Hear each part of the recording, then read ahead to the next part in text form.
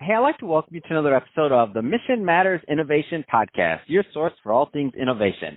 My name is Adam Torres. You can follow me on Instagram at AskAdamTorres to keep up with my book releases, book tour schedule, signings, all that other good stuff. Always love to connect with you there.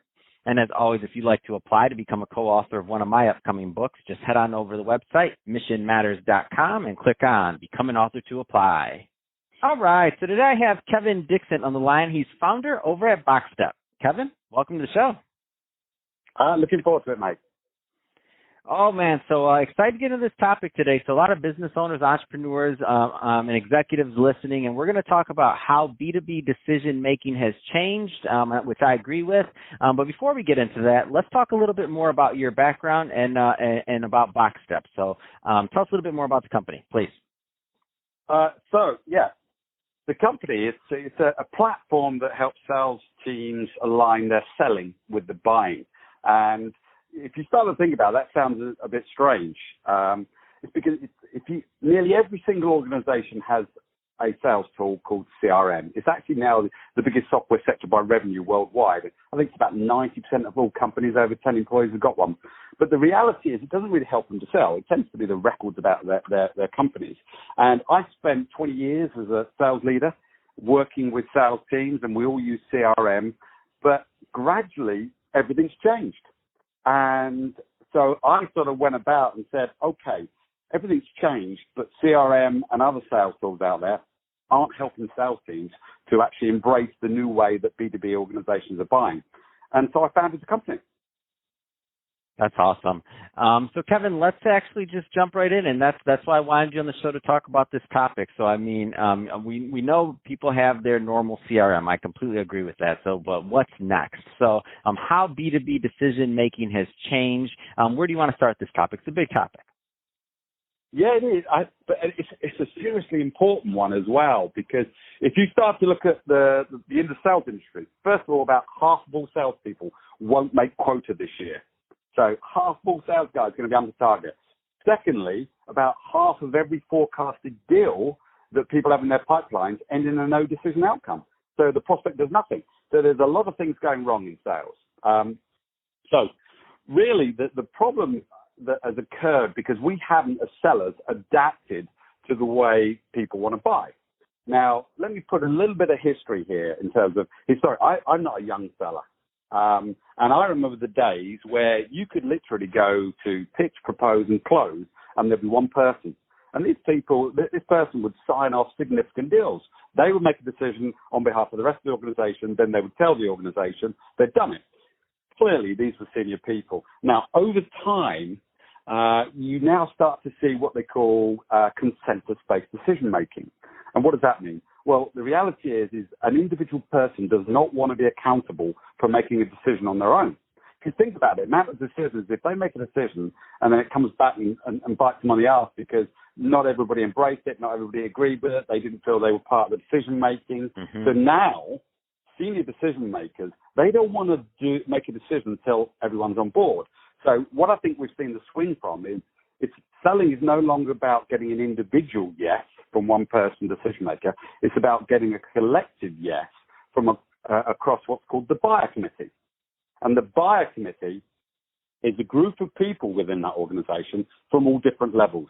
That could be stakeholders, it could be users, but a trusted group of people who come together to make a decision about a complex or enterprise deal that you're trying to sell to. That's awesome. So where do you think, where do you think a lot of people, like organizations, are failing when it comes to this change in the way that buyers are making decisions? Because there's obviously, put it this way, obviously nobody's listening is doing this on purpose. Like half of salespeople out there, as you mentioned, they're not missing quota on purpose. So like, what's the fix? Like, what should people be thinking about? Honestly, that is a great question because here's the thing, what we find all the time. So I always make a lot of reference to the lovely people at Gartner because Gartner provides us some really extensive research that tells us a lot of information that drives the way we think and that drives the way we have to change in the sales industry. Day in, day out, I talk to sales leaders and I say, okay, typically, how many people do your sales teams engage with when they're trying to sell their solution? And the answers come from somewhere between 4, 5, or 6. Yet Gartner did this extensive research, and they asked all these organizations, and they say, how many people from your organization were involved in making this decision? Do you want to hazard a guess at what the typical number is in a B2B buying decision today? Oh man, I don't know. I'm going to say 3. That's a wag. 3. Okay, not even close. It's actually around 10 to 11. Thanks, Kevin. I appreciate it. Obviously, I'm a younger seller, and I haven't been working on sales for a while. I've been doing this podcast. Sorry, go ahead. My team, for shame to my team, they're like, this guy doesn't know. Go ahead. and guess what? They say also as well. And if what you sell is technical, it's even more. It's somewhere between 12 and 14 people. So think about the delta now. The sales leaders, the sales team say, yeah, it's about 4, 5, 6. The buyers say, well, actually, it's 10, 11, 12, 13, 14. There's a bunch of people are being missed. Now, I would say that selling now is like building a jigsaw puzzle. If you don't have all the pieces in place, you can't complete it. Because there's a lot of people, if you imagine, one of the things I say about salespeople is they engage with an organization. They find 1 or 2 people, they seem to be getting some traction. These people like them, they're giving them real positive feedback. And then these sales guys relax. They say, well, hey, they're like a sucker fish on a whale. They're thinking, right, we're going to enjoy the ride now. We've got this guy or this girl who's really likes us, and they're really well positioned in the organization to drive it forward for us. Guess what? They lose the deal. Because sometimes there are multiple people like this. There are multiple stakeholders who are working on the same project that may have difference of opinions, different strategies. Because that's the thing about selling. I always say that if you try and sell something, selling is about influencing a decision to change. So getting people to buy something that's different than what they've got today or replace what they've got today. So the number one thing you have to understand is how do people make decisions.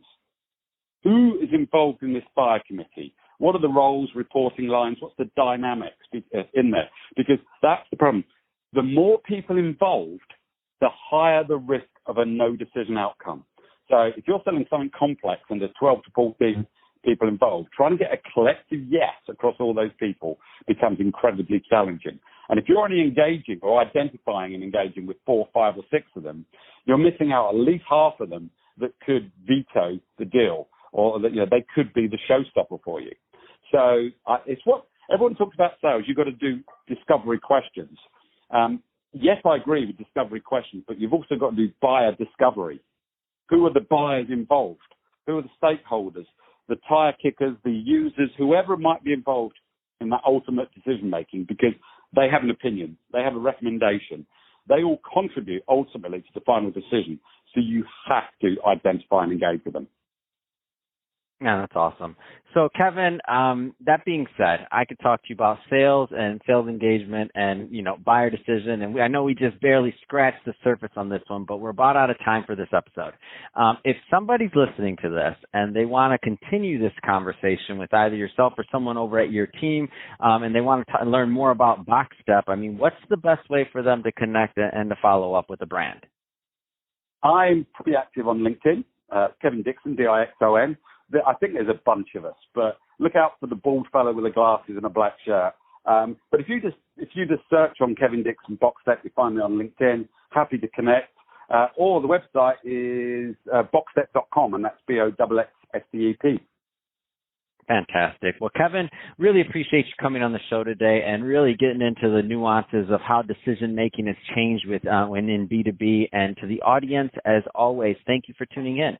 Hope you got a lot of value out of this. If you did, don't forget to subscribe to the podcast, leave me a review on the Apple iTunes Store. And if you're watching this on our YouTube channel, Mission Matters Innovation, definitely give us a subscribe there, but also leave us some comments on the video. Love to know what kind of projects and things that you're working on. And Kevin, thanks again for coming on the show. My pleasure.